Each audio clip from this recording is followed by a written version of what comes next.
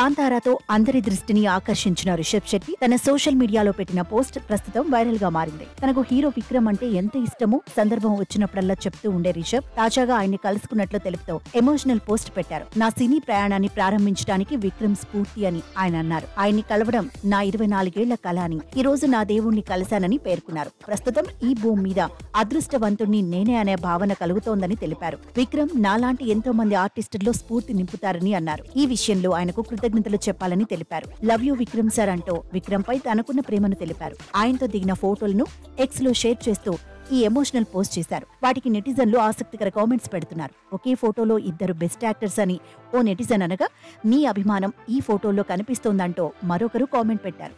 అయితే రాబోయే రోజుల్లో రిషబ్ శెట్టి, విక్రమ్ కాంబినేషన్ లో సినిమా వస్తే ఎంత బాగుంటుందో అని ఈ ఇద్దరిని ఒకే ఫ్రేమ్ లో చూసిన నెటిజన్లు చర్చించుకుంటున్నారు.